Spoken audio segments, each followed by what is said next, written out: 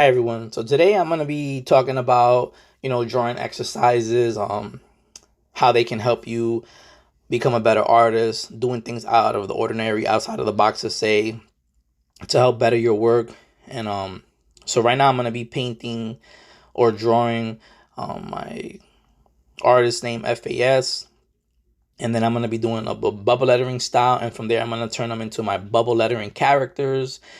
And I have a free ebook showing this process, so check the link below. And then I have the full version as well. So once you watch this video, be sure to check out the links below, because I'm giving people a process for free on my channel. I'm just trying to share what I understand with other artists, because I used to come onto YouTube to know how to become a better artist, but I feel like it's still lacking, the creativity side in the art game. So I'm just sharing what I know. That's why I have the free ebook. But if you want to learn more and you want to support me, I also have the complete version, and you can, check that out and then watch my videos as a reference to help, develop your artistic creativity. And so right now I'm coloring in with Posca markers my bubble lettering cartoon characters, and I further evolve these as well. Just check, like I said, the link in the description. Check out my social media accounts, and I have this original style that I've created throughout the years. And so let's talk right now about, an art exercise. And what is an art exercise for? I feel like an art exercise is something that's gonna be beneficial to you in creating better art. I remember when I was in art, I didn't go to art school. Like in junior high school, we had little art classes. I was the one always drawing like Spider-Man, X-Men, and what my teachers would wanting me to draw like spears and stuff. And I was never really into that. I just never understood it. And I would draw like graffiti as well. And I remember I got kicked out of art class because I told my art teacher that I don't want to do that. This is, I'm a better artist than you. You can't even draw Spider-Man and X-Men, so why am I listening to you? And then she said, well, you're supposed to be drawing this because it's going to help with understanding the depth and lighting and all that. And I get that. It's true. But that I notice a lot of people that go to art school, and I meet people in art shows, and they do really cool portraits and stuff, or they're drawing like, what is it, countertops or fruits and vegetables. It looks so cool, but it's like there's no style to it. It's just something that's like real generic and bland. It never really stood out. And my art always stood out just because I was willing to incorporate all my different understandings into paintings. This is the reason why I draw a portrait style, and then I do like, this graffiti style cartoon characters in my portraits and in my paintings, that when people look at them, it stands out at a show compared to everybody else's that's just drawing like, just a generic realistic looking face, which is cool, but I wanted to stand out, right? And when you stand out, then most likely you're going to sell more work. Am I right or wrong? Right? I'm right. Because people are going to gravitate to you because you have this style, you have something that's unique, that they're not going to understand it, but once they follow you and they understand the kind of work that you're putting out and the effort that you put into it, that they fall in love with your work and they become a fan, right? And I'm just sharing my experiences and my understanding here on the YouTube.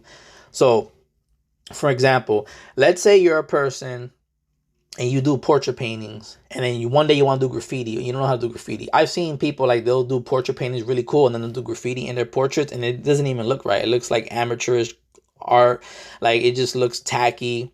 Whereas that if you were drawing graffiti, bubble lettering, or cartoon characters, like you see Crayola, he's a really cool artist that I like his work. And you have Camila de Erico, where they have like realism in their work, but they also have these cartoony characters that have their own unique style, and it makes their work stand out. And that comes from doing what I'm doing right here, is drawing exercises and creating better artwork. Where right now I'm focusing right now on the line work. Like, yeah, it's bubble lettering. Some people just come with a marker, fill it in, and it's done. I don't do that. While I'm doing this drawing exercise, I want to make sure that all my lines are correct, that I have these stick bold lines, that my paint, it's opaque, where there's no see-through, there's no squiggly lines, right? So this is my drawing exercise. And when I'm doing this, this is the attention to detail that I'm willing to put in my work, right? And this is what I do for a sketch, something I'm just going to throw in the closet that I'm not going to look back at. But by me doing this is going to build my discipline, that when I'm doing these paintings, my work looks even better. Because if these sketches that I'm doing within 10 minutes look good, imagine what the paintings are going to look like. And that's the reason why when people look at my artwork and they stand in front of it, they notice that, yeah, it's characters, it's portraits, but they see the line work, they see the paint, they see how it's flat, they see all the effort that it took to create it, and an intent want to even purchase it, right? Because they admire everything that's put into it, right? And then the understanding from the work, the creativity in the work, right? That's what sells the art, right? And art is a business. You could be a really good artist, but if you don't know how to sell your art, then no one's going to buy it. This is what I'm going to be talking about on my channel. So if you want to learn to become a better artist, in my opinion, draw, it's like going to art school and drawing the spears and all that stuff is cool. But if that's all you're doing, then that's your style, right? And your style came from someone else, right? Like I've mentioned in my previous video, style is something that is doing something that's different, like not copying everyone else, not doing what everyone else does. That's what your style is, being unique. Like if you want to draw eyes and the iris, instead of drawing a circle, draw hearts, draw stars. And then you do that on your paintings, that becomes your style.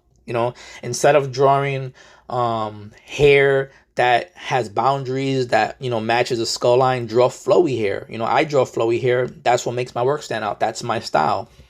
So if you're willing to do those things, that's how you develop your style. There's this whole thing on how to develop style, and there's a lot of people that talk about style, but they don't even have a style. So you really can't talk about style if you don't have a style, because you don't even understand it. I'm trying to keep it simple, guys, because I have a style, right? And to me, style is just doing things that no one else has ever done, right? That's what it is, right? You see Alex Grant, she does the double eyes. That's her style. She draws double eyes. She draws, like this, drunkish kind of look on her paintings, where it looks like faded out. Like no one really can emulate her work. There's people trying to emulate her work, but like me, I've done the double eyes as a drawing exercise, see if I can do it, but that's not my style. It's just something I did one sketch, and I'm not going to continue doing it. But she does these things that they're so trippy that no one else can do it, because that's her style, right? That's something different that she created. Only she can emulate it, right? So when you have your own unique style, no one's ever going to copy you, because it's something that only that you can create, right? And yeah, people can try to emulate it, but they don't understand how to move further with it, because you are the creator, right? Just like my original artwork right here. A lot of people, I can tell you what they mean, but at first glance, you don't really know what they mean. But if you want to try to emulate it, you can, but you're not going to have an understanding of the process, right? Where I'm sharing my process in a generic way, but it's not going to give you the understanding of the creativity, because you're not me. I developed this throughout the years, like my hand style. I used to draw Mickey Mouse hands, and I said, hey, I don't want to draw Mickey Mouse hands no more, because everyone does Mickey Mouse hands. Let me draw a hand style that I've never seen anyone else do. And that's why you see that hand style right there, right? And I still draw Mickey Mouse on some of my characters, Mickey Mouse hands, Mickey Mouse hand styles. And they're not really Mickey Mouse hands, they're just like classic cartoony style characters. But I do that in some of my artwork because they go with the character.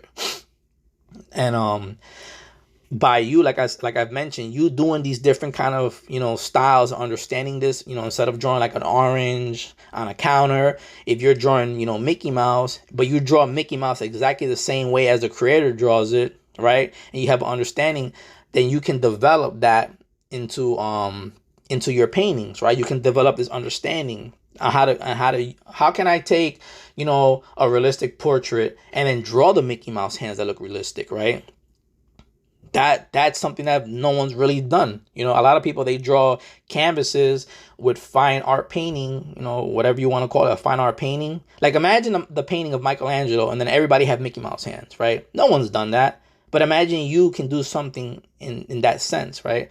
And the only way you can do that is if you're willing to step out of the box and draw the Mickey Mouse hands instead of drawing apples and spears, right? So imagine you walk into a gallery and then you have all these beautiful fine art paintings, and then you have your version, and then everybody has Mickey Mouse hands, right? That right there, everyone's going to gravitate to that. What does that painting mean? Oh, look at the line work. Look at the creativity in this.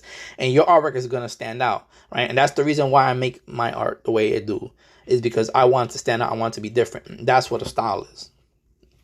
So if you want to develop, you as an artist, your style, be willing to incorporate these kind of drawing exercises in your work, as I do, right? I draw the graffiti letterings and I evolve them, because the same way I could take a face and then from the face I do a different kind of hairstyle, and then I do a different kind of hairstyle with cartoony eyes, and then cartoony eyes, realistic realistic looking face, flowy hair. You know, I evolve it and then it becomes something different, right? And that comes from these drawing exercises. That comes from being creative, right? That's how you learn how to draw, is doing things out of the ordinary, no boundaries, and doing things with the sense of freedom. And this is the reason why I'm decided to make this channel and make my videos, so I could share this understanding with people. So make sure you check my links in the description, guys. Subscribe to my Instagram, subscribe to this channel, follow, like, share, comment. And if you want to know something, just let me know and I'll make the video on it.